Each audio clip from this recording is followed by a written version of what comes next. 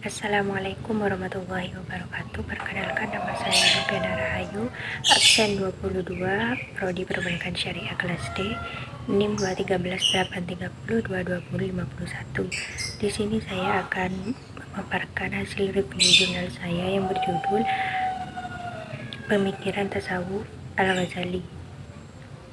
A. Biografi Imam Al-Ghazali. Al-Ghazali yang nama lengkapnya Abu Hamid Muhammad bin Muhammad Al-Ghazali dilahirkan di Sus, salah satu kota yang di Khorasan atau Persia pada pertengahan abad ke-5 Hijriah 450 Hijriah atau 1058 Masehi.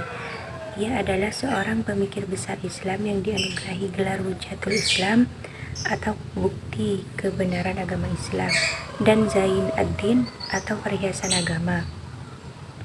Al-Ghazali meninggal di kota kelahirannya Sus pada tanggal 14 Jumadil Akhir 505 Hijriah atau 19 Desember 1111 Masehi.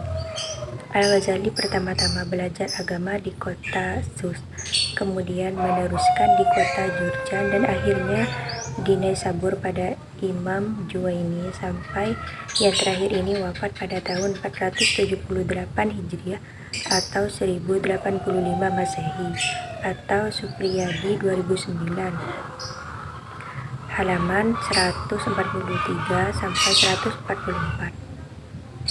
B. Karya-karya Imam Al-Ghazali.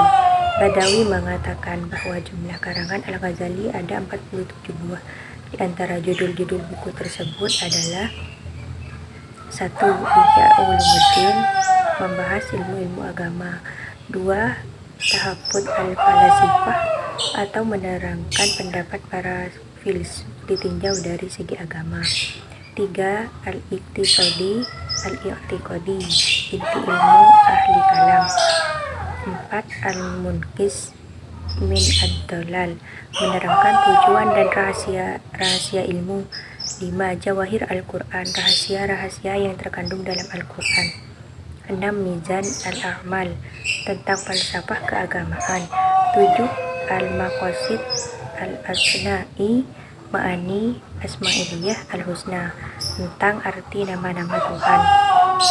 8. Faisal At-Tafriq Baina Al-Islam wa al-Zindiqoh, perbedaan antara Islam dan Sindik. 9. Al-Qistos Al-Mustaqim, jalan untuk mengatasi perselisihan pendapat. C. Pemikiran tasawuf Imam Al-Ghazali. Al-Ghazali setelah melalui penggambarannya mencari kebenaran akhirnya memilih jalan tasawuf. Menurutnya para su'ilah mencari kebenaran yang paling hakiki. Lebih jauh lagi, menurutnya jalan para su'i adalah paduan ilmu dengan amal, sementara sebagai buahnya adalah moralitas. Juga tampak olehnya bahwa mempelajari ilmu para su'i lewat karya-karya mereka ternyata lebih mudah daripada mengamalkannya. Menurut Al-Ghazali, sarana ma'rifat seorang su'i adalah kalbu, bukannya perasaan dan bukan pula akal budi. Kalbu menurutnya bukanlah bagian tubuh yang dikenal terletak pada bagian tubuh yang dikenal terletak pada bagian kiri dada seorang manusia, tapi adalah percikan rohaniyah ketuhanan yang merupakan hakikat realitas manusia. Namun akal budi belum mampu memahami perkaitan antara keduanya. Kalbu menurut Al-Ghazali bagaikan cermin. D. Pengaruh tasawuf Imam Al-Ghazali. Dalam tasawuf, pilihan Al-Ghazali jatuh pada tasawuf sunni yang berdasarkan doktrin Ahlus Sunnah wal Jamaah. Dari paham tasawufnya itu, dia menjauhkan semua kecenderungan gnostis yang mempengaruhi para filosof Islam, sekte Ismailiyah dan aliran Syiah, Ikhwanus Safa dan lain-lainnya. Dia juga menjauhkan tasawufnya dari teori-teori ketuhanan menurut Aristoteles, antara lain dari teori emanasi dan penyatuan, sehingga dapat dikatakan bahwa tasawuf Al-Ghazali benar-benar bercorak Islam. Atau At-Taftazani 2003 halaman 156.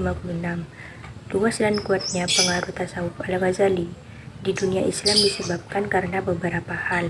Pertama, Al-Ghazali dapat membawa orang Islam kembali dari kegiatan-kegiatan skolastik mengenai dogma-dogma teologisnya kepada pengkajian, penafsiran, dan penghayatan kalam Allah dan sunnah Nabi. Kedua, dalam nasihat-nasihat dan pengajaran moralnya, ia memperkenalkan lagi elemen-elemen al-khauf atau takut terutama pada api neraka. Ketiga, karena ketakutan dan pengaruhnya lah tasawuf memperoleh kedudukan kuat dan terhormat serta terjamin dalam Islam. Keempat, ia membawa filsafat dan teologi filosofis yang semula bersifat elitis ke dalam daratan pemikiran orang awam yang pada mulanya hanya bisa dipahami orang-orang tertentu, mengingat istilah dan bahasa yang dipakai bukan bahasa awam sehingga merupakan misteri bagi mereka. Cukup sekian penjelasan hasil review jurnal saya, kurang lebihnya mohon maaf. Wassalamualaikum warahmatullahi wabarakatuh.